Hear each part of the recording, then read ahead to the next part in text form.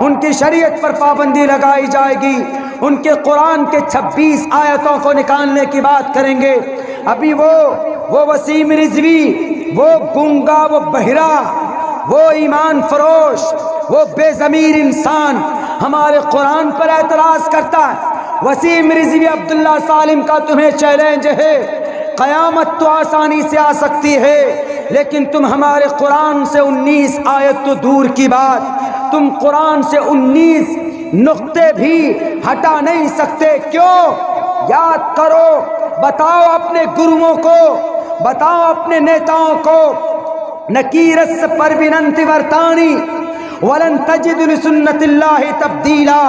اللہ کے فیصلے میں، اللہ کے قانون میں تم کوئی تبدیلی نہیں دیکھو گے، اور اسٹرانگ طور پر کہا وَلَن تَجِدَ لِسُنَّتِ اللَّهِ تَبْدِيلًا، اللہ کے قرآن میں کبھی تبدیلی نہیں ہو سکتی۔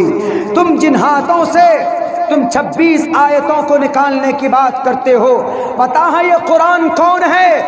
اس کو مٹانے انگریز آئے تھے، انگریز خود مٹ گئے۔ اسی قرآن کا چیلنج کیا تھا بڑے بڑے سورماؤں نے، اسی قرآن کے فیصلے کا منشے کا چیلنج کیا تھا۔ کون؟ نمرود نے، زمین میں دھسا دیا گیا۔ فرعون نے رب کی وحدانیت کے سامنے کھڑا ہوا، زمین آسمان کے بیچ لٹکا دیا گیا۔ کن کو؟ فرعون کو، دنیا کے اندر رب کا دعویٰ کرنے والا۔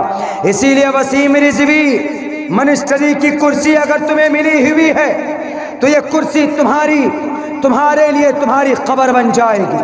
تم اللہ کی سے مقابلہ مت کرو، اللہ تبارک و تعالیٰ کے کلام سے تم بغاوت مت کرو۔ یہ ہمارا قرآن ہے، یہ کسی مسلمان کا قرآن نہیں، یہ اللہ کا کلام، یہ بھارت کا سمویدھان نہیں ہے کہ CAA لے آؤ، مسلمانوں کا نام نکال دو، NRC لاگو کر دو دھرم کے نام پر، کسان کے لیے قانون لے آؤ ان کے خلاف میں۔ یہ تمہارا قانون ہے، تم جو چاہتے ہو لکھ دیتے ہو، لیکن قرآن میں کچھ نہیں کر سکتے۔ کیوں؟ قرآن تمہارے ابا کی دادا کی کتاب نہیں ہے، قرآن اللہ کی کتاب ہے، اللہ ہی اس کو کچھ کر سکتا ہے۔ لیکن قیامت تک اللہ نے بھی کہہ دیا الیوم اکملت لکم دینکم واتممت علیکم نعمتی، اللہ کے ضابطے کے حساب سے اس کے اندر بھی کوئی تبدیلی نہیں ہو سکتی۔ اسی لیے تم قانون بدل سکتے ہو، قانون تمہارے ہاتھ کی لکھی ہوئی، قرآن نہیں بدل سکتے، قرآن اللہ کے ہاتھ کی لکھی ہوئی چیز۔ میرے بھائیوں، ہم بات کر رہے تھے کہاں پہ؟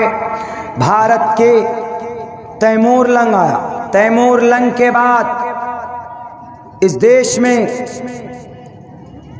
ایک خاندان آیا لودھی، لودھی کے بعد آئے کون؟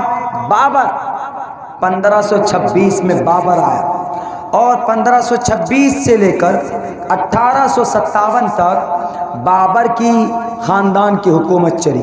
یہ جتنے بھی جہانگیر اور جلال الدین اکبر، سلیم، جن کا نام کے اوپر ایک پکچر فلم بھی بنی ہوئی، مغل اعظم، مغل، وہی بابر کے خاندان کو مغل بولتے ہیں۔ اور بھارت کے ان راجنیتاؤں کو سب سے زیادہ دشمنی، الرجی انہی مغل خاندان سے ہے۔ تو یہ 300 سال مغل خاندان کی حکومت، لیکن پورا ملائیں کب سے 1191 سے لے کر 1857 تک مسلم امپیرر جتنے بھی تھے، کسی بھی مسلمان بادشاہ نے بھارت کی دھرتی پر کسی بھی گاؤں میں کہیں پر بھی کسی کو یہ نہیں کہا کہ تم کلمہ پڑھو۔ ہوتا ہے نا، بادشاہ ہوتا ہے تو وہ اپنے حساب سے قانون نافذ کرتا ہے۔ بابر کہہ سکتا تھا، تیمور کہہ سکتا تھا کہ کلمہ پڑھو نہیں تو تمہاری گردن اڑا دوں گا، لیکن نہیں کہا۔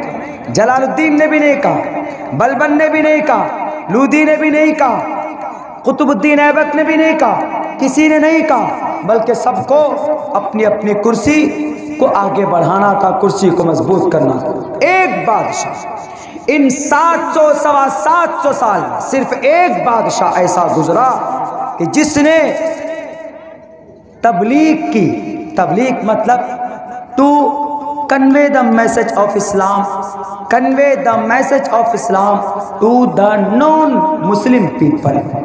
جو لا الہ الا اللہ کو نہیں جانتے، اس کی حقیقت کو نہیں جانتے، اللہ کی وحدانیت کے اندر وہ گڑبڑی کرتے ہیں، تو یہ ایک بادشاہ گزرا جس نے علماء کے ذریعے یہ کہا کہ ندوی صاحب مدرسے میں نہ بیٹھیں، مدرسے میں بچوں کا سبق سن لیا جی، تو اب اٹھائیے اپنا بوریا بستر، اب اٹھاؤ اپنا چھاتا، اٹھائیے بائک میں بیٹھیے، جائیے قریب کے گاؤں میں، وہاں پر نان مسلم ان کو جا کر سمجھائیے کہ اللہ ایک ہے، مرنے کے بعد تمہیں جنت، مرنے کے بعد تمہیں جنت اور جہنم کا سامنا کرنا پڑے گا، اللہ کے سامنے کھڑا ہونا ہوگا، محمد تمہارے آخری نبی ہیں، اسلام دنیا کا سب سے بہترین مذہب ہے، کلمہ پڑھ لو کامیاب ہو جاؤ گے، یہ پیغام لوگوں کو پہنچاؤ۔ صرف ایک بادشاہ جس کا نام محمد تغلق تھا،